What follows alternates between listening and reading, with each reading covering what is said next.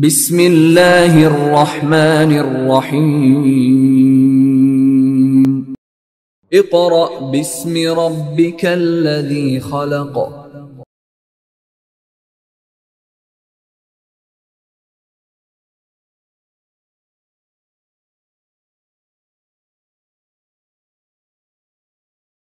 عزیز طلباء و طالبات، جماعت ہفتم، تاریخ، باب نمبر 3، مغلیہ سلطنت کے معاشرتی اور ثقافتی حالات، 5ویں دن کا کام شروع کرتے ہیں۔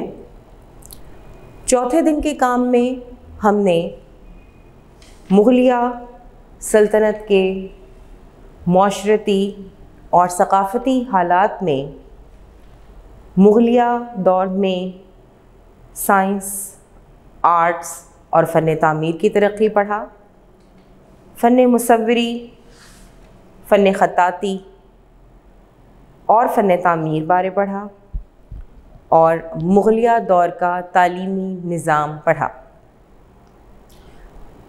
5ویں دن کا کام شروع کرنے سے پہلے باقی دنوں کی طرح آپ کو بتاتی چلوں کہ ہر لائن اہمیت کی حامل ہے۔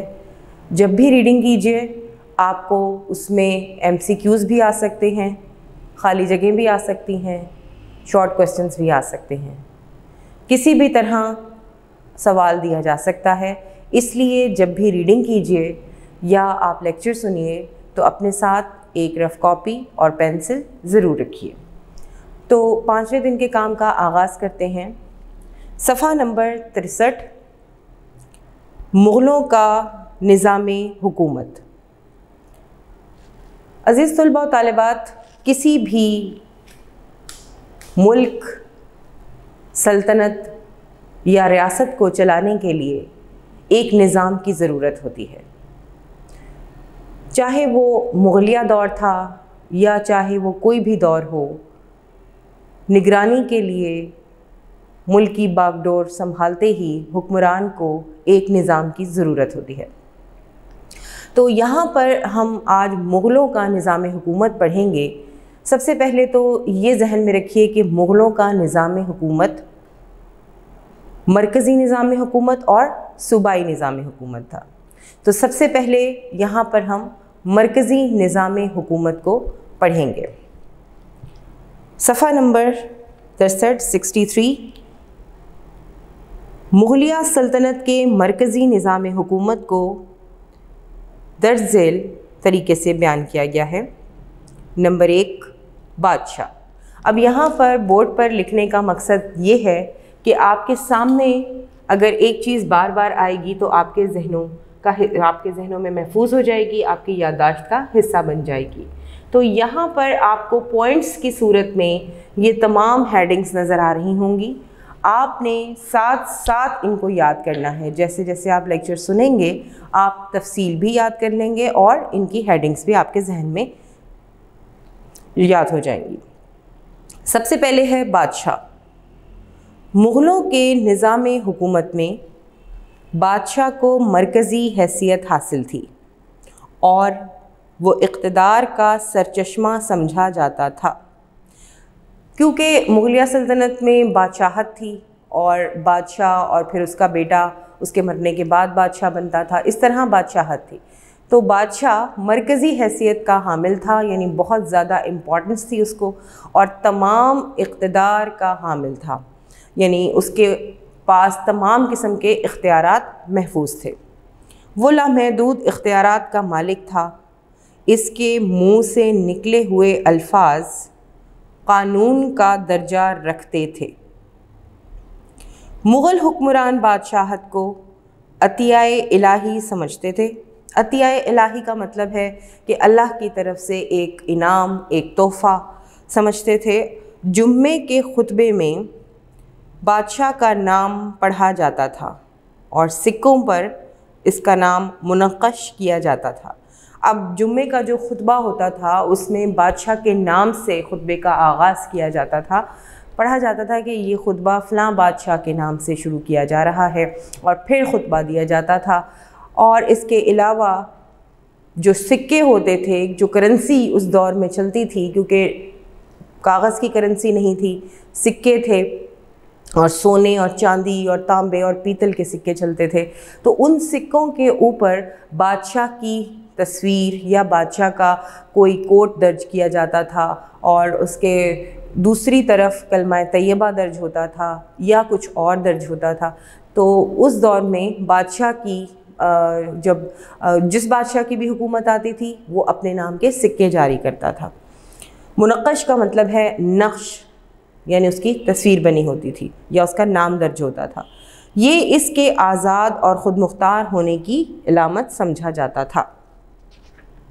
بادشاہ کے فرائض میں رعایا کی حفاظت، ملک میں قیام امن، دین کی حفاظت، عدل و انصاف، مظلوموں کی داد رسی. داد رسی کا مطلب ہے کسی بھی ظلم کے خلاف بادشاہ تک رسائی حاصل تھی، بادشاہ اس کی بات سنتا تھا اور وقت کے حساب سے تمام ثبوتوں کے حساب سے فیصلہ بھی کیا کرتا تھا. اور مظلوموں کی داد رسی کا مطلب یہاں پر ہے کہ مظلوموں کی آواز پر فوراً پہنچتا تھا. ملک کا دفاع اور امور سلطنت کی نگرانی وغیرہ شامل تھے. مختلف عہدیداروں کا تقرر اور تنزلی بھی اس کے ہاتھ میں تھی. تقرر کا مطلب اپوائنٹمنٹ، یعنی وہ جسے چاہتا تھا، جس عہدے پر چاہتا تھا وہاں پر اس کو اپوائنٹ کر دیتا تھا، اور جسے چاہتا تھا جس وقت چاہتا تھا وہ اس کو اس عہدے سے برخاست کر سکتا تھا، اتار سکتا تھا. یہ بادشاہ کے اختیارات میں شامل تھا. دوسرے نمبر پر ہے وکیل سلطنت. وکیل سلطنت کو بادشاہ کا نائب سمجھا جاتا تھا. نائب کا مطلب ہے بادشاہ سے نچلا عہدہ، یعنی اس کے بادشاہ جتنے اختیارات تو نہ تھے لیکن بادشاہ سے تھوڑے سے کم اختیارات تھے، اور بادشاہ کے بعد اس کا نمبر آتا تھا. سمجھ لیجئے جیسے کہ ایک صدر ہے اور پھر اس کے بعد وزیر اعظم کا عہدہ آتا ہے، بالکل اسی طرح اسے امور حکومت کے تمام اختیارات حاصل تھے. وہ ملک کے سیاہ و سفید کا مالک تھا، ہر اچھی بری چیز کا اسے مالک سمجھا جاتا تھا وکیل سلطنت کو. کیونکہ بعض اوقات بادشاہ کسی دورے پر، کسی شکار پر گئے ہوتے تھے تو اس کی غیر موجودگی میں اس کے پاس تمام اختیارات موجود ہوتے تھے. وہ مسلح افواج کا سپہ سالار اور وزیر اعظم بھی تھا، یعنی آرمی چیف بھی تھا اور پرائم منسٹر جتنے اس کے اختیارات بھی تھے، وزیر اعظم جتنے اختیارات تھے، اور مسلح افواج کا سپہ سالار بھی تھا. اس لیے اس کے اختیارات لامحدود تھے، بہت زیادہ اختیارات تھے اس کے پاس. ہمایوں کی بے وقت موت کے وقت اکبر ابھی بچہ ہی تھا. یاد ہے آپ کو جب ہم نے باب نمبر 2 میں پڑھا تھا کہ جب شہنشاہ اکبر کے والد ہمایوں کا انتقال ہوا تو اس وقت اس کی عمر 12 برس تھی، اور 12 برس کے بچے میں اتنی سوجھ بوجھ اور فہم و فراست نہیں ہوتی. تو اس لیے اس وقت کے جو بیرم خاں تھے، جو اس وقت کے فوج کے سپہ سالار تھے، ان کو وکیل سلطنت بنا کر تمام امور سلطنت اس کے سپرد کر دیے گئے تھے. بیرم خاں کے بعد منم خاں، مرزا عزیز اور آصف جاہ بھی وکیل سلطنت کے منصب پر فائز رہے. یعنی بادشاہ کا تمام کرتا دھرتا، بادشاہ کے بہت قریب، بادشاہ کے تمام اختیارات جتنے اس کے پاس اختیارات ہوتے تھے. اور یہاں پر مثال بھی انہوں نے دی ہے کہ شہنشاہ اکبر جب بادشاہ بنے تو اس وقت ان کی عمر بہت چھوٹی تھی، اور بیرم خاں کو تمام اختیارات سونپ دیے گئے اور وکیل سلطنت ان کو وہاں پر بنا دیا گیا. اس کے بعد اور بھی نام سامنے آئے ہیں جو وکیل سلطنت کے منصب پر فائز رہے. تو بیان کرنے کا مقصد یہ ہے کہ بادشاہ کے بعد جو عہدہ آتا ہے مغلوں کے نظام حکومت میں وہ ہے وکیل سلطنت. تیسرے نمبر پر وزیر. سب سے پہلے بادشاہ، وکیل سلطنت اور اب وزیر.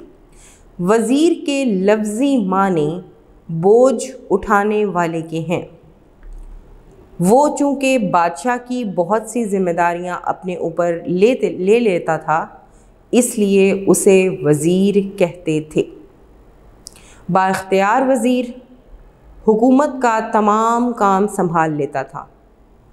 مغلوں کے عہد میں ابو الفضل، آصف جاہ، علامہ سعد اللہ اور اسد خان جیسے بڑے با اختیار اور قابل وزیر ہو گزرے ہیں۔ یعنی با اختیار وزیر کا کیا کام ہوتا تھا کہ اس کے پاس، کیونکہ بادشاہ نے اس کو اختیار دیے ہوئے ہوتے تھے اور اس کو یہ فرائض دی اس کے ذمے تھے کہ اس نے تمام حکومت کا کام سنبھالنا ہے۔ اب وہ اس کو بہت زیادہ مقدس پیشہ سمجھ کر کام انجام دیتا تھا اور بہت زیادہ سنسیئر ہوتا تھا اور اس کے عہدے کی بہت تعظیم کی جاتی تھی۔ تو مغلوں کے عہد میں ابو الفضل، آصف جاہ، علامہ سعد اللہ اور اسد خان جیسے بڑے با اختیار اور قابل وزیر گزرے ہیں۔ تو سب سے پہلے بادشاہ، نمبر 2 وکیل سلطنت، نمبر 3 وزیر، نمبر 4 دیوان۔ یہ عہدہ ہے، یہ کسی کا نام نہیں ہے، عہدے ہیں یہ سارے۔ مغلوں کے مرکزی نظام حکومت میں دیوان کو بڑی اہمیت حاصل تھی۔ وزیر اعظم کے بعد اسی کا مقام تھا۔ وہ حکومت کی تمام آمدنی اور اخراجات کا حساب رکھتا تھا۔ سمجھ لیجئے جیسے وزیر خزانہ، ٹھیک ہے۔ اب ہمارے ملک میں جتنے بھی ٹیکسز ہم پے کرتے ہیں، اس کا جو سارا ریونیو ہمارے ملک سے جاتا ہے وہ خزانے میں جمع ہو جاتا ہے۔ اب اس خزانے میں اس کو آمدنی کہا جاتا ہے کہ ہمارے ملک سے حکومت کو کتنی آمدنی ہوئی، ملوں سے، جو ٹیکسالز ہیں، جو بھی ہیں، صنعتیں ہیں وغیرہ، اس سے جو بھی آمدنی ہوتی ہے اس کا حساب کتاب، اور کس جگہ کتنے پیسے استعمال ہوئے، کس صوبے کو کتنا دیا گیا، کس صوبے نے کیا کام کیا، اس کو کتنا گیا، یہ سب تمام حساب کتاب دیوان کے پاس ہوتا تھا۔ تو اس کا کام آمدنی اور اخراجات کا حساب کتاب رکھنا ہوتا تھا۔ تو سب سے پہلے بادشاہ، دوسرے نمبر پر وکیل سلطنت، تیسرے نمبر پر وزیر اور چوتھے نمبر پر دیوان۔ آگے بڑھتے ہیں۔ موجودہ اصطلاح میں وہ وزیر خزانہ بلکہ اس سے زیادہ با اختیار تھا۔ وہ بادشاہ کو مالی امور میں مشورے دیتا تھا، نظام مالیہ کی اصلاح کرتا اور حکومت کی آمدنی کو یقینی بناتا تھا۔ اس کی مرضی کے بغیر کوئی رقم خرچ نہیں ہو سکتی تھی۔ اتنی پاور تھی اس کے پاس کہ اس کو، کیونکہ بادشاہ نے اختیارات تفویض کیے ہوئے تھے، تفویض کا مطلب ہے دیے ہوئے تھے، تو اس سے نمبر 1 جو پہلا اس کا کام تھا دیوان کا، وہ تمام آمدنی اور اخراجات جو حکومت میں ہوتے تھے اس کا نگران تھا۔ اس کے علاوہ بادشاہ کو مالی امور میں، یعنی کہاں پیسہ لگانا ہے، کہاں نہیں لگانا، اس بارے مشورے دیا کرتا تھا، اور اس کے علاوہ زمین سے حاصل ہونے والی رقوم اور تمام قسم کے حساب کتاب اسی کے ذمے ہوا کرتے تھے۔ نمبر 5 جو عہدہ آ رہا ہے ہمارے سامنے وہ ہے میر بخشی۔ نظام حکومت، مرکزی نظام حکومت کس کا؟ مغلوں کا مرکزی نظام حکومت پڑھ رہے ہیں ہم، اور نمبر 5 پہ ہے میر بخشی۔ میر بخشی کون ہوتا تھا؟ اکبر نے وکیل سلطنت کے اختیارات کم کرنے کی غرض سے میر بخشی کا عہدہ قائم کیا تھا۔ وہ فوجی محکمے کا سربراہ تھا۔ فوجیوں کو تنخواہیں ادا کرنا، اب اس کے کام سن لیجئے کہ میر بخشی کیا کیا کام کرتا تھا۔ فوجیوں کو تنخواہیں ادا کرنا، فوج بھرتی کرنا، فوجیوں اور گھوڑوں کو بادشاہ کے سامنے معائنے کے لیے پیش کرنا اس کی ذمہ داری تھی۔ جو فوجی افسر صوبوں سے دارالحکومت آتے انہیں بادشاہ کی خدمت میں پیش کرنا بھی اس کے فرائض میں شامل تھا۔ اب کیونکہ یہ مرکزی نظام حکومت پڑھ رہے ہیں اور پھر ہم پڑھیں گے صوبائی، تو صوبوں کے جتنے بھی افسر تھے وہ مرکزی نظام حکومت کے تحت جو بادشاہ تھا اس سے ملنے کے لیے آتے جاتے رہتے تھے، تاکہ وہ اپنے صوبے سے متعلق جو بھی معلومات ہے، جو بھی ڈسکشن کرنی ہے، وہ بادشاہ سے آ کے کرتے تھے۔ اب ان کی میٹنگ کیسے کروانی ہے، کب کروانی ہے، یہ سارا کا سارا کام میر بخشی کے ہاتھ میں ہوتا تھا۔ یہ میر بخشی کوئی آدمی نہیں ہے، یہ عہدے کا نام ہے، ٹھیک ہے۔ یہ میر بخشی یہ فوج کا انچارج سمجھ لیں، یہ فوج کا انچارج تھا، فوجی محکمے کا انچارج تھا. تو اس کو اس لیے بنایا گیا تھا کیونکہ جیسے ہم نمبر 2 پہ وکیل سلطنت پڑھ کے آئے ہیں تو اس میں وہ بادشاہ کا نائب بھی تھا، وہ مسلح افواج کا سپہ سالار بھی تھا، وہ وزیر اعظم بھی تھا، تو اس کے اختیارات بہت زیادہ ہو گئے تھے. تو بادشاہ نے کہا کہ کہیں ایسا نہ ہو کہ یہ آل ان آل ہو جائے، تو اس لیے اس کے اختیارات کو کم کرنے کا مطلب ہے اس کی ذمہ داریاں تھوڑی کم کرنے کے لیے میر بخشی کا عہدہ بنایا گیا. اور میر بخشی کا کام کیا تھا کہ یہ فوجی محکمے کا انچارج بھی تھا اور صوبوں سے آنے والے تمام فوجی افسران کی میٹنگ کروایا کرتا تھا بادشاہ سے. اور اس کے علاوہ فوج کے جو گھوڑے ہوتے تھے، جو فوجی گھوڑے ہوتے تھے، معائنے کے لیے پیش کرنا کہ یہ گھوڑا وہاں سے آیا ہے، اس کی ایسی ہم نے ٹریننگ کی ہے وغیرہ وغیرہ، ان کو معائنے کے لیے پیش کرتا تھا، فوجیوں کو معائنے کے لیے پیش کرتا تھا. یہ اس کے کام تھے. اس کے علاوہ صوبوں سے جو خبرنامے آتے، خبرنامے یعنی جو خبریں آتی کہ صوبے میں یہ ہو رہا ہے، اس صوبے میں یہ ہوا، اس صوبے میں یہ ہوا، میر بخشی انہیں بادشاہ کے ملاحظے کے لیے پیش کرتا تھا. اب چونکہ اس زمانے میں اتنا پاورفل نہیں تھا ہمارا وے آف کمیونیکیشن، اور اس زمانے میں کوئی واٹس ایپ یا ملٹی میڈیا یا خبریں اور اس طرح کی بریکنگ نیوز وغیرہ یا ٹی وی کو کوئی کانسیپٹ نہیں تھا، تو اس زمانے میں آیا کرتے تھے گھوڑے پہ سوار ہو کے صوبوں سے مختلف قسم کے خبریں لے کر تحریری صورت میں تو اس وقت بادشاہ کے سامنے یہ تمام خبریں پیش کرنا، ان کو پڑھ کے سنانا، یہ سب ملاحظہ کا مطلب ہوتا ہے دکھانا، بتانا، تصویری صورت میں یا تحریری صورت میں. تو یہ سب کام میر بخشی کے سپرد تھا.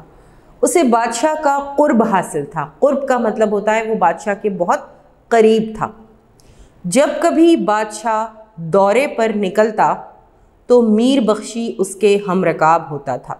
ہم رکاب یعنی گھوڑے پر جیسے بادشاہ سوار ہوتا تھا اس کے پیچھے پیچھے میر بخشی بھی چلتا تھا گھوڑے پر سوار ہو کے، یعنی سفر میں بادشاہ کے ہمراہ یہ ایک وفد بنا کے ان کے پیچھے چلتے تھے ان کے ساتھ ساتھ. شاہی محل کی حفاظت کے لیے دستوں کی تعیناتی اس کے ذمہ داری تھی. وہ تمام فوجی مہمات کا نگران ہوا کرتا تھا. اب کیونکہ بادشاہ کا جو محل تھا وہ بہت سیکیورٹی ہوتی تھی وہاں پر، اور اس کی حفاظت کے لیے کہ کہیں کوئی دشمن کی فوج آ کر اس پہ حملہ آور نہ ہو جائے، تو بادشاہ کے محل کے لیے کئی ہزار فوجیوں کو تعینات کیا جاتا تھا، اور وہ فوجی بہت ہی زیادہ سنسیئر ہوتے تھے، مخلص ہوتے تھے، اور اس لیے ان کو دیکھ بھال کر کے وہاں پر تعین کیا جاتا تھا ان کا. اور یہ سب کام کون کرتا تھا؟ میر بخشی کا عہدہ. میر بخشی کے عہدے پر جو فائز ہوتا تھا وہ انجام دیتا تھا. اور اس کے علاوہ اگر کسی ملک سے، اگر کسی ریاست سے لڑائی ہو جاتی تھی تو فوج کو کس طرح ترتیب دینا ہے، کون سی فوج پہلے حملہ کرے گی، کون سا دستہ بعد میں حملہ کرے گا وغیرہ وغیرہ، یہ سب اس کے کام تھے. تو 5ویں نمبر پر جو عہدہ ہے وہ ہے میر بخشی. نمبر 1 بادشاہ، نمبر 2 وکیل سلطنت، نمبر 3 وزیر، نمبر 4 دیوان، نمبر 5 میر بخشی، اور نمبر 6 میر سامان. میر سامان کا عہدہ انتظامی نوعیت کا تھا، یعنی ایڈمنسٹریٹو تھا. سرکاری کارخانوں کی دیکھ بھال، مالی حساب کتاب رکھنا اور گوداموں کی نگرانی وغیرہ اس کی ذمہ داری تھی. پہلے زمانے میں جو مغلیہ سلطنت تھی اس میں خرد برد اور ذخیرہ اندوزی اور اس طرح کی کوئی حرکات نہیں ہوتی تھیں جو آج کے دور میں ہیں، کیونکہ اس زمانے میں تمام کام کی دیکھ ریکھ جن عہدوں کے سپرد کی گئی تھی وہ انتہائی مخلص ہوتے تھے اور اپنا کام بہت ہی زیادہ جانفشانی سے انجام دیتے تھے. تو اس زمانے میں گودام بنائے جاتے تھے بہت بڑے بڑے ایریے پر، سامان محفوظ جیسے کھانے پینے کا سامان ہے، دیگر مصرف ہیں اور ضروریات زندگی کی چیزیں ہیں، ان کو اپنی رعایا کے لیے، رعایا کی خوشحالی کے لیے وہاں پر ذخیرہ کر دیا جاتا تھا اور پھر وہاں سے سپلائی کی جاتی تھی. تو یہ سب کام ایک مرکزی حکومت کے تحت تھا اور اس کو دیکھنا آسان تھا. تو اس لیے پہلے زمانے میں یہ گودام بنائے جاتے تھے، اور اس کی نگرانی کے لیے جو مقرر کیا جاتا تھا اس عہدے کا نام تھا میر سامان، یعنی نگہبانی کرنے والا۔ میر کا مطلب ہے نگہبانی کرنے والا، دیکھ ریکھ کرنے والا، تو سامان کی نگرانی کرنے والا تھا یہ عہدہ۔ تحویلدار کی نگرانی میں خزانہ اور سٹورز ہوا کرتے تھے۔ یہی بات جو میں نے ابھی آپ کو بتائی ہے کہ اس کی خاص نگرانی کی جاتی تھی، اس سٹور کی، اس گودام کی۔ میر سامان کے تحت داروغے مختلف شعبوں کے نگران تھے۔ داروغے جیسے پولیس والے، جیسے ہمارے ہاں کانسٹیبل ہوتے ہیں، پولیس والے ہوتے ہیں، ان کو تعینات کیا جاتا تھا وہاں پر کہ جا کر آپ نے وہاں پر نگرانی کرنی ہے کہ کوئی چوری نہ کر لے، کوئی وہاں سے ذخیرہ اندوزی نہ کر لے وغیرہ۔ وہ کاریگروں سے کام لیتے اور ان کے کام کی نگرانی کیا کرتے تھے۔ وہاں پر مختلف کام کیے جاتے تھے اور ان کی نگرانی کے لیے یہ داروغے یعنی پولیس والے، جس نے عام فہم زبان میں ہم پولیس والے کہہ سکتے ہیں، ان کو نگرانی کے لیے مقرر کیا جاتا تھا۔ تو میر سامان کا جو کام تھا وہ وہاں پر تمام قسم کی اجناس جو ذخیرہ کی جاتی تھیں عوام کے لیے، رعایا کے لیے، اس کی نگرانی کرنا، خزانے کی نگرانی کرنا، اور اس کے علاوہ کانسٹیبل یا پولیس والے مقرر کر کے ان سے مختلف کام لینا تھا۔ نمبر 7، صدر الصدور۔ کیا لفظ پڑھا ہے میں نے؟ صدر الصدور۔ میر سامان کے بعد صدر الصدور کا درجہ تھا۔ ہر صوبے میں ایک صدر ہوتا تھا اور تمام صوبائی صدر مرکزی صدر الصدور کے ماتحت ہوا کرتے تھے، کیونکہ صوبے بہت زیادہ ہوتے تھے، ٹھیک ہے، تو ہر صوبے کا ایک ایک صدر ہوتا تھا جو مرکزی عہدے صدر الصدور کے انڈر جو بھی شخص ہوتا تھا اس کو جواب دہ ہوتے تھے۔ یہ ایک طرح سے مذہبی امور کا وزیر تھا، ٹھیک ہے، جیسے ہمارے آج کے دور میں وزیر مذہبی امور ہیں جن کا کام یہ ہوتا ہے کہ وہ مذہبی قوانین کی پاسداری کو دیکھیں، اور اسی طرح یہاں پہ بھی تھا کہ وہ عالم فاضل ہونے کے علاوہ بڑا متقی اور پرہیزگار ہوتا تھا۔ یہ مغلیہ دور کی بات ہو رہی ہے کہ یہاں پر جو مذہبی امور کا وزیر ہوتا تھا اس کے لیے ضروری تھا کہ وہ متقی اور پرہیزگار ہو، یعنی بہت اللہ والا ہو اور اس نے کوئی اس طرح کی برائی یا بدعنوانی اس کے زمرے میں نہ آتی ہو، وہ علم رکھتا ہو اور بہت زیادہ سمجھ اور سوجھ بوجھ رکھتا ہو، وہ علماء اور مشائخ کا نمائندہ یا نقیب تھا۔ علماء یعنی جو اس وقت کے دینی علماء تھے اور مشائخ تھے، ان میں سے کوئی ایک شخص جو تھا وہ اس عہدے کے لیے چنا جاتا تھا۔ وہ بادشاہ اور عوام کے درمیان رابطے کا کام دیتا تھا، یعنی عوام کیا کہتی ہے، اس کو کیا مسائل ہیں اور کس طریقے سے دین کی پاسداری ہو رہی، کیونکہ آپ کو یہ معلوم ہے کہ مغلیہ سلطنت میں صرف مسلمانوں کے ساتھ ہی نہیں بلکہ دیگر مذاہب کی بھی بہت زیادہ عزت کی جاتی تھی، ان کو آزادی تھی اپنے مذہب کے مطابق زندگیاں گزارنے کے لیے۔ تو مذہبی امور کا جو وزیر تھا وہ صرف اس لیے تھا کہ مسلمانوں کے جو تمام احکامات الہی ہیں ان کے مطابق زندگی بسر کرنے میں ان کے اوپر نظر رکھے۔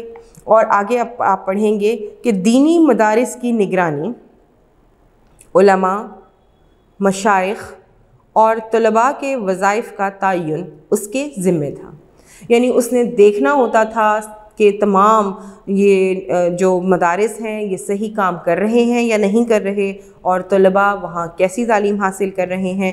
اس کے علاوہ یہ آپ پہلے بھی ابھی پچھلے دنوں کے کاموں میں پڑھ چکے ہیں کہ تمام مغل بادشاہوں نے یہ جو تعلیمی نظام جب ہم نے پڑھا تھا کہ وہاں پر ایسی جگہوں پر تدریسی جو شعبے تھے وہ قائم کیے گئے تھے، اسکول وغیرہ وہاں پہ بنائے گئے تھے، مدرسے جن کو کہتے ہیں، اور وہاں پر مفت تعلیم دی جاتی تھی، اور اس کے علاوہ طلباء کو وظائف یعنی پیسے بھی دیے جاتے تھے، اور وہاں پر بہت اچھے علماء آ کے علم کی روشنی پھیلاتے تھے۔ تو یہ سب کام کس کی نگرانی میں ہوتے تھے؟ صدر الصدور کی نگرانی میں۔ صدر الصدور الحاد یعنی لادینی اور بے دینی کا انسداد بھی یعنی وہ یہ دیکھتا تھا کہ کہیں ایسا تو نہیں ہے کہ ان مدرسوں میں کوئی ایسی بات پڑھائی جا رہی ہے، کوئی ایسا لوگوں کو درس دیا جا رہا ہے جو دین سے ہٹا دے، تو اس کی بہت زیادہ نگرانی کیا کرتا تھا وہ، اور یہ اس کے ذمہ تھا کہ دین کے مطابق تعلیم دی جا رہی ہے یا نہیں، اس بارے وہ بادشاہ کو مطلع کیا کرتا تھا۔ وہ مدارس میں ایسے مضامین کی تدریس بند کرا سکتا تھا جس سے عقائد میں خلل پیدا ہونے کا خطرہ ہو، یعنی کوئی ایسی بات جو عقیدے کے خلاف ہو، ایسا تو نہیں کہ کوئی ایسا مدرس ہو یا جو جسے مدرس کا مطلب جو پڑھانے والا ہے، ٹیچر ہے، وہ ایسی بات تو نہیں پڑھا رہا کہ جو ان کے عقیدے کے خلاف ہو۔ یہ سب چیزیں کون دیکھتا تھا؟ صدر الصدور۔ اب نمبر 8 پر ہے قاضی القضاء۔ قاضی القضاء عدلیہ کا سربراہ قاضی القضاء کہلاتا تھا، ٹھیک ہے، جیسے یہاں پر ہمارے ملک میں چیف جسٹس سب سے بڑا عہدہ ہے، اسی طرح قاضی القضاء عدلیہ کا سربراہ ہوتا تھا، عدلیہ یعنی عدالتوں کا۔ صوبوں میں اس کے ماتحت قاضی کام کرتے تھے۔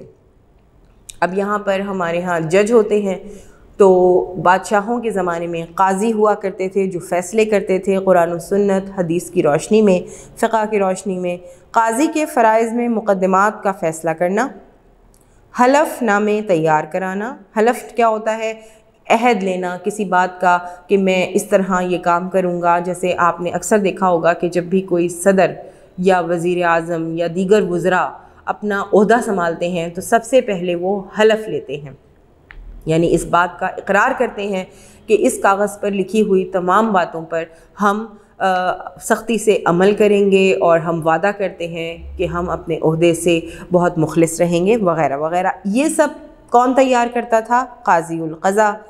مرنے والے کی وصیت پر عمل کرانا، بیوگان کے نکاحوں میں ولی کے فرائض انجام دینا، یعنی اگر کوئی بیوہ ہو جائے، یعنی جس کا شوہر مر جائے اور پھر وہ دوبارہ نکاح کرے، تو اس کے ولی کی حیثیت سے، اس کی طرف سے وکیل کی حیثیت سے جو خدمات انجام دیتے تھے وہ یہ قاضی القضاء۔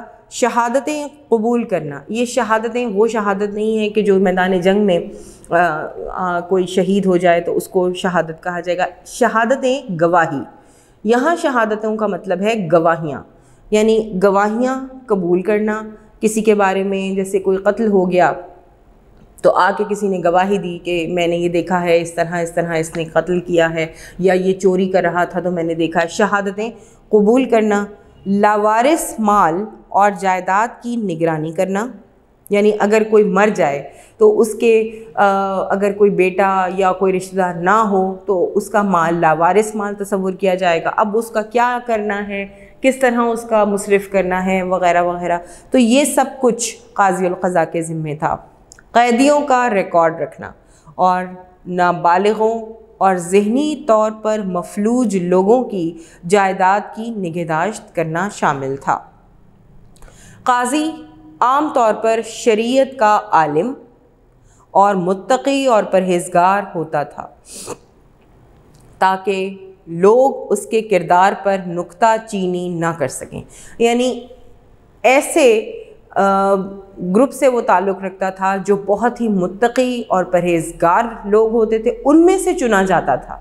یہ قاضی القضاء کوئی چھوٹا عہدہ نہیں ہوتا تھا بلکہ بہت ہی زیادہ اختیارات کا حامل عہدہ ہوتا تھا، اور یہ ایسے لوگوں میں سے منتخب کیا جاتا تھا جو بہت ہی زیادہ اللہ کے قریب ہوتے تھے، نیک پرہیزگار ہوتے تھے اور رعایا میں مقبول ہوتے تھے، یعنی بہت مشہور ہوتے تھے نیک نامی کی وجہ سے۔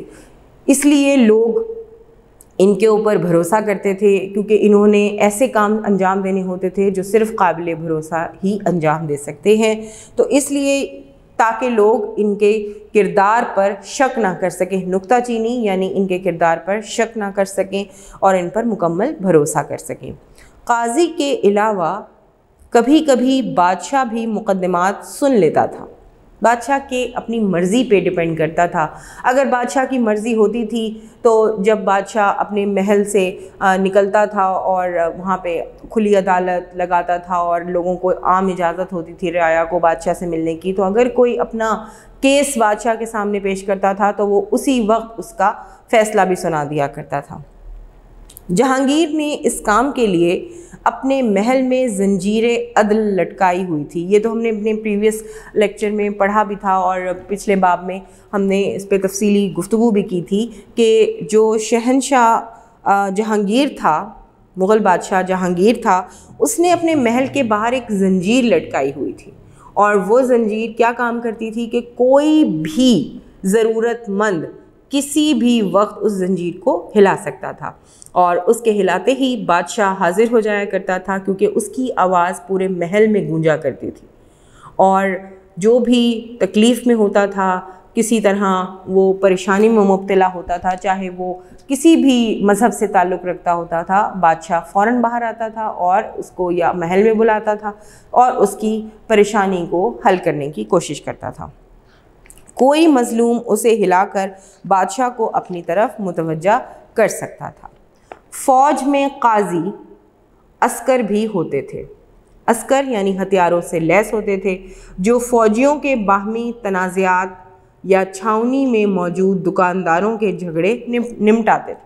یہ چھوٹے کام، ایسے کام جو بادشاہ نہیں کر سکتا تھا، ظاہر ہے بادشاہ ایک بہت بڑے عہدے کا مالک تھا، ایک بہت اختیارات کا مالک تھا، تو یہ سب کام کرنے کے لیے اس نے بہت سے لوگوں کو رکھا ہوا تھا۔ اب جو قاضی القضا ہے، دیگر کاموں کے ساتھ اس کا کیا کام ہوتا تھا کہ فوج میں بھی آپس میں ذاتی رنجشیں پیدا ہو جاتی تھیں، کسی فوجی لیڈر کا دوسرے لیڈر سے لڑائی جھگڑا ہو جاتا تھا، اس کے علاوہ وہاں پر جو اسلحہ ہوتا تھا اس کی وجہ سے آپس میں دکانداروں میں لڑائی جھگڑے ہو جاتے تھے، اور چھاؤنی میں موجود یعنی جہاں پر چھوٹی چھوٹی چوکیاں بنائی جاتی تھیں اس میں بھی کوئی لڑائی جھگڑے، اگر تنازعات کا مطلب ہے کوئی رنجشیں، کوئی لڑائی جھگڑے اگر ہو جاتے تھے تو اس سے نمٹنے کے لیے بھی بادشاہ نے یہ عہدہ مقرر کیا تھا، اور اس عہدے کا نام تھا قاضی القضا۔ قاضی اکثر لشکر کے ہمراہ بھی جاتے تھے۔ یہ فوج میں اگر کسی جگہ چڑھائی ہو گئی یا کسی جگہ فوج نے حملہ کرنا ہے تو فوجی مہمات میں ساتھ ساتھ ہوتے تھے کہ کس طریقے سے آپ کو یہاں پر کچھ رہنمائی بھی لی جاتی تھی دین سے متعلق کہ اب اس طرح ہے تو کیا کرنا ہے اور کیا نہیں، تو اس لیے یہ ساتھ جاتے تھے۔ قاضی کی مدد کے لیے مفتی ہوا کرتے تھے۔ مفتی فتویٰ دینے والے جو قرآن و سنت کی روشنی میں فتویٰ دیتے ہیں، کوئی بھی ایسا کام آ جائے جہاں حلال و حرام کا اور دیگر اشیاء کا تعلق ہو، وہاں پر فتویٰ لیا جاتا ہے، اور مفتی قاضی کی رہنمائی کے لیے ہوتے تھے، یعنی فیصلہ دینے سے پہلے مفتی سے مشورہ کیا جاتا تھا۔ پیچیدہ مسائل میں قاضی ان سے قانون کی تشریح کراتا تھا اور پھر اس کے مطابق فیصلہ کر دیتا تھا۔ پیچیدہ مسائل یعنی بہت ہی کمپلیکیٹڈ ایشوز، جیسے میں نے ابھی آپ کو بتایا ہے کہ قرآن و سنت کی روشنی میں اگر کوئی مسئلہ نہیں سمجھ میں آ رہا ہوتا تھا تو وہ اس کی تشریح کے لیے، یعنی اس کو مزید سمجھنے کے لیے قاضی جو تھے وہ ان کی مدد لیتے تھے، اور پھر اس کے مطابق فیصلہ وہ خود دیتے تھے، لیکن اپنے تسلی کے لیے اور دین کی فہم و فراست کے لیے وہ مفتیوں کو اپنے ساتھ رکھتے تھے۔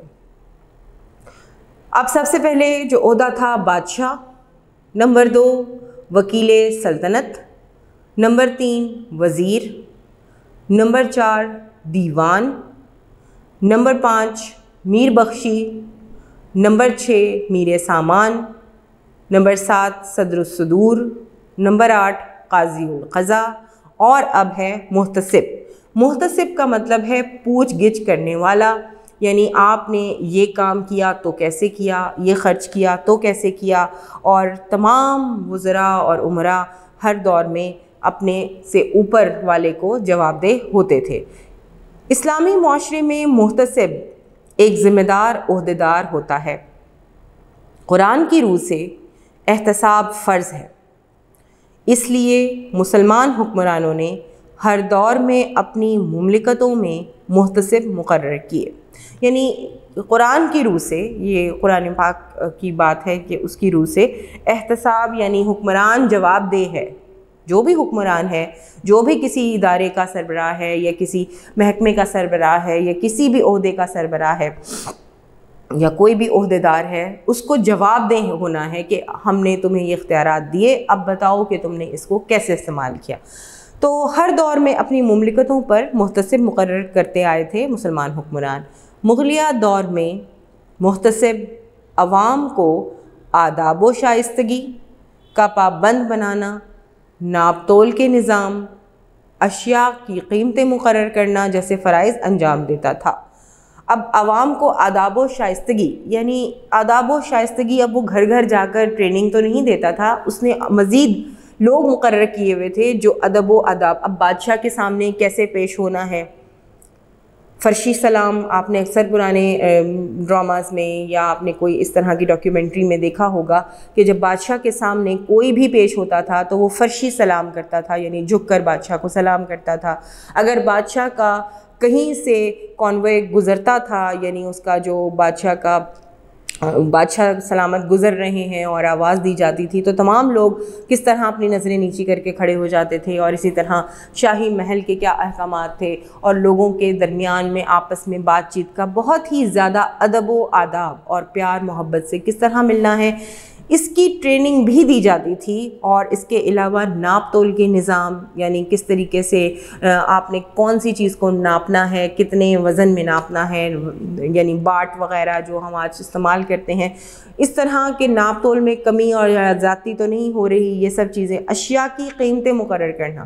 اب آپ ہمارے ہاں آج کل اس طرح تھوڑی ہے کہ جس چیز کی چاہے جب چاہے قیمت بڑھا دیں یا کم کر دیں، یا کسی اور جگہ کس طرح بک رہی ہے اور کسی اور سٹور پہ، ایسا ہرگز نہیں ہوتا تھا۔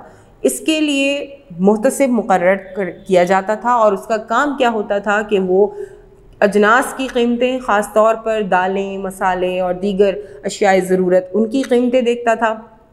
اس کے علاوہ تمام چیزوں کی باقاعدہ منصفانہ تقسیم کیسے ہے وہ دیکھتا تھا۔ یہ سب کام محتسب کے ذمے ہوتے تھے۔ اس کے بعد ہے نمبر 10 پہ میر آتش۔ آتش کہتے ہیں آگ کو، اور میر نگہبان کو کہتے ہیں، نگران کو کہتے ہیں۔ تو اس کا کیا کام ہے، آئیے پڑھتے ہیں۔ مغلیہ فوج میں میر آتش توپ خانے کا نگران ہوتا تھا۔ عزیز طلباء و طالبات، یہاں ایک بات بتاتی چلوں کہ ہم جس دور میں ہیں اس وقت جو پڑھ رہے ہیں، ہم ہیں مغلیہ سلطنت میں۔ اب مغلیہ سلطنت میں جب جنگیں ہوا کرتی تھیں تو اتنا ہمارے جیسے آج کل کے جدید دور کا اسلحہ ہے، میزائل ہیں، ٹینکرز ہیں اور وغیرہ وغیرہ، تو یہ اس زمانے میں ایسا نہیں ہوتا تھا۔ اس زمانے میں توپوں سے اور توپوں سے جنگ کی جاتی تھی، ٹینک تو تب بھی نہیں تھے۔ جو زمینی فوج ہوتی تھی وہ تیروں پر، نیزوں پر، بھالوں پر اور دیگر قسم کی اس طرح کے چیزوں سے اپنے آپ کو لیس کرتی تھی، اور ہتھیاروں کے ساتھ لڑائی ہوتی تھی اور کئی مہینوں لڑائیاں چلتی تھیں۔ اور جو توپ خانے ہوتے تھے وہ مختلف قسم کے توپیں نصب کی جاتی تھیں اور ان سے گولے برسائے جاتے تھے، کیونکہ ہاتھ سے جنگ کرنے میں اتنی تباہی نہیں آتی تھی جتنی توپوں کے گولے برسانے سے دشمن کی فوج پر آسانی رہتی تھی حملہ کرنے میں اور اس کو نقصان پہنچانے میں۔ تو اس طرح بادشاہ کے جو محل ہوتے تھے اس میں بھی توپ خانے بنائے جاتے تھے تاکہ محل کی حفاظت کی جائے، اور دشمن کے جب حملے ہوتے تھے تو اس میں ہر ایک طرف سے یہ کوشش ہوتی تھی کہ بادشاہ کے محل کی جو دیواریں ہیں، جو قلعہ ہے، اس کو نقصان پہنچایا جائے، اور وہ توپ گولہ اتنا بھاری ہوتا تھا کہ وہ کئی میل دور جا کے گرتا تھا اور تباہی مچاتا تھا۔ اب میر آتش کا کیا کام تھا کہ توپ خانے جہاں پر توپیں رکھی جاتی ہیں اس کی نگرانی کرتا تھا۔ توپوں کی نقل و حمل، یعنی ایک جگہ سے توپ کو دوسری جگہ کیسے منتقل کرنا ہے، کیونکہ اس زمانے میں ایروپلینز تو ہوتے نہیں تھے اور نہ ہی کوئی اس طرح کے بھاری وہ کنٹینرز ہوتے تھے جن میں ان کو لے جایا جائے، تو کیونکہ وہ گھسیٹ کے لے جایا جاتی تھیں اور ہاتھی اور دیگر لوگ اس کو گھسیٹتے تھے اور بہت بھاری ہوتی تھی، تو کس طرح ایک توپ کو دوسری جگہ پہ شفٹ کرنا ہے، نقل و حمل یعنی ایک جگہ سے دوسری جگہ پہنچانا ہے، اور نئی توپیں ڈالنے کا کام، یعنی کیونکہ وہ لوہے سے بنتی تھیں اور کس طرح سے اس کو بنایا جائے اور نئی توپیں کس طرح بنائی جائیں، یہ سب کام میر آتش کے ذمے ہوتا تھا۔ قلعوں کے محاصروں میں محاصرہ کا مطلب ہے چاروں طرف سے گھیر لینا. جیسے اگر کسی بادشاہ کے قلعے کو چاروں طرف سے دشمن کی فوج گھیر لیتی تھی تو کیا کرنا ہے, توپوں کی گولہ باری کی وہ خود نگرانی کرتا تھا کہ وہ کس طریقے سے, کیونکہ توپ دور جا کے گولہ گراتی ہے, قریب میں گولہ نہیں گرا سکتی, تو کس طریقے سے توپوں کا رخ اس طرح کیا جائے کہ وہ دشمن کو نقصان پہنچائے. یہ سب کام اپنی نگرانی میں میر آتش کیا کرتا تھا. گولہ بارود کی فراہمی بھی اس کی ذمہ داری تھی, یعنی توپوں کے لیے کتنا چاہیے, گولے چاہیے ہیں, کیونکہ ظاہر ہے گولے جب نہیں ہوں گے تو پھر توپ کس طرح وہ گولے برسائے گی, گرائے گی. تو گولے یعنی کہ جس طرح بلٹس میں جب تک وہ اس میں گن میں بلٹس نہیں ہوں گی, گولیاں نہیں ہوں گی تو اس کا کوئی کام نہیں ہے, فائدہ نہیں ہے. تو یہ کہ ایک توپ کو کتنے گولے درکار ہیں, دوسری توپ میں کتنے گولے درکار ہیں, تو یہ سب کام میر آتش کیا کرتا تھا. مغلوں کے عہد میں ترکوں نے اس فن میں بڑی ترقی کی. ہمایوں کا میر آتش رومی خاں بھی ترکی کا باشندہ تھا. ہر دور میں بادشاہوں کے اپنے اپنے میر آتش ہوا کرتے تھے اور ان کا بڑا امپورٹنٹ عہدہ ہوتا تھا اور انہوں نے تمام اسلحے کی رپورٹ بادشاہ کو کرنی ہوتی تھی. تو یہ میر آتش کا کام تھا. میر آتش کوئی کسی شخص کا نام نہیں ہے بلکہ یہ عہدہ ہے. اب ہے 11ویں نمبر پر دیوان برید. دیوان برید کا کام سرکاری ڈاک کو لانا اور لے جانا تھا.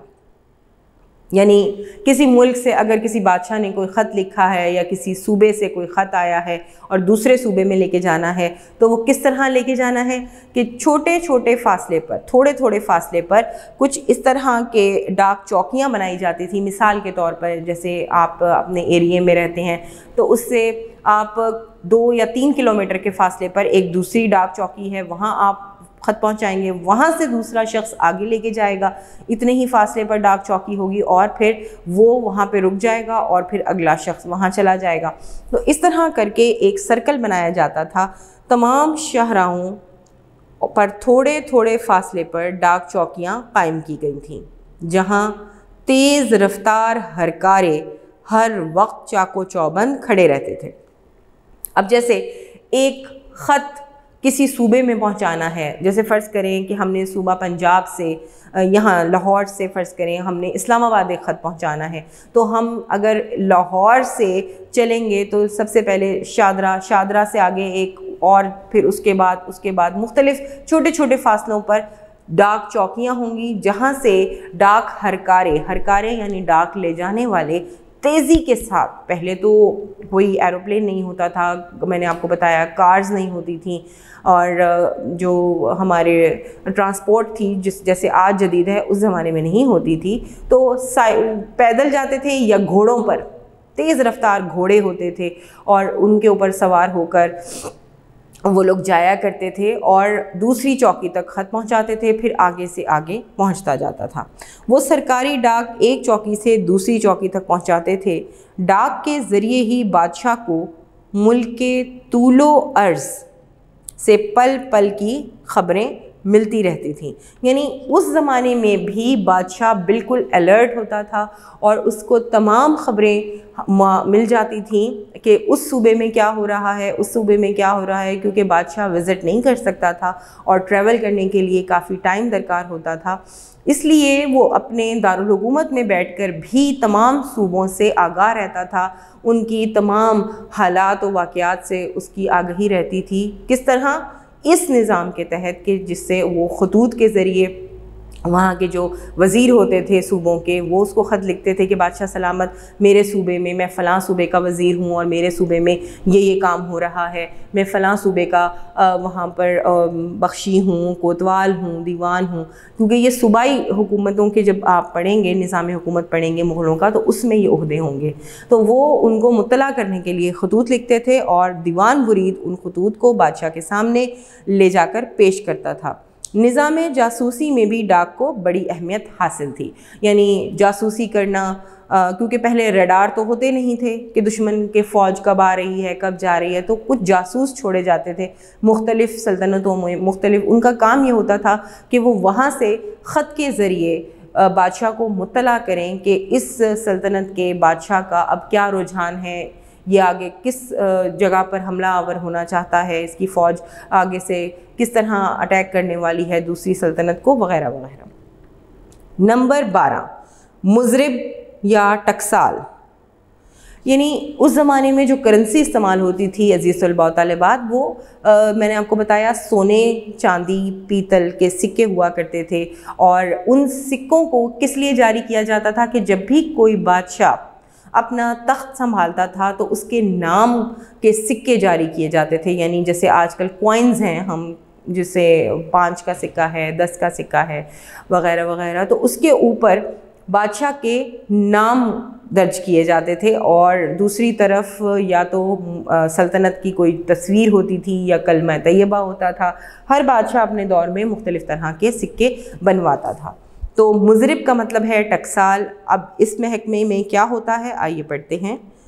ملک کے طول و عرض میں اہم شہروں میں، قصبوں میں ٹکسالیں قائم تھیں، یعنی سکے بنانے کی فیکٹریاں کہہ لیں، کارخانے کہہ لیں، جہاں سونے، چاندی اور تانبے کے سکے ڈھالے جاتے تھے، بنائے جاتے تھے۔ ان ٹکسالوں کے نگران بڑے ایماندار افسر ہوتے تھے۔ سکوں کے ایک طرف کلمہ طیبہ اور خلفائے راشدین رضی اللہ تعالیٰ عنہ کے اسماء گرامی منقوش ہوتے تھے، اور دوسری جانب بادشاہ کا نام، تخت نشینی کا سال اور ٹکسال کا نام ہوتا تھا۔ جب بادشاہ سفر پر جاتا تھا تو ایک سفری ٹکسال اس کے ساتھ جاتی تھی۔ اب آپ یہ دیکھیے کہ بادشاہ اپنے تخت نشین ہونے کے بعد کتنی اہمیت دیتا تھا اس وقت کو، اس لمحے کو، کہ وہ سب سے پہلے اپنے نام کا سکہ، ایک طرف نام لکھا ہوا ہوتا تھا بادشاہ کا کہ وہ کس دن تخت نشین ہوا، کس کے بعد ہوا، اور دوسری طرف ٹکسال یعنی کس کارخانے نے یہ سکہ بنایا، اور کلمہ طیبہ اور خلفائے راشدین رضی اللہ تعالیٰ عنہ کے نام درج ہوتے تھے۔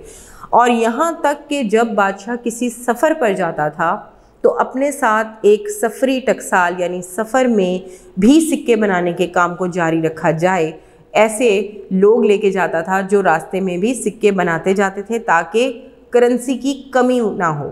بادشاہ کو اگر سکوں کی ضرورت پڑے تو وہ فوری طور پر وہاں پر سکے بنوا کے، اگر کسی شکار پہ جا رہا ہے، کسی مہم پہ جا رہا ہے، کوئی اہم کارنامہ سر انجام دیا تو اس کے حساب سے وہ سکے بنوا لے۔ تو سفر میں ساتھ لے جانے والے ایسے لوگ جو سکے بنا سکیں ان کو سفری ٹکسال کہا جاتا تھا۔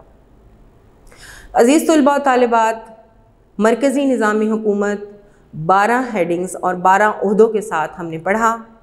نمبر 1 بادشاہ، نمبر 2 وکیل سلطنت، نمبر 3 وزیر، نمبر 4 دیوان، میر بخشی، میر سامان، صدر الصدور، قاضی القضاء، محتسب، میر آتش، دیوان برید اور مضرب یا ٹکسال۔ تو یہ آپ کے مغلوں کا نظام حکومت تھا جو مرکزی نظام حکومت تھا۔ 5ویں دن کا کام ختم ہوتا ہے، آپ اس کو اچھی طرح یاد کیجیے۔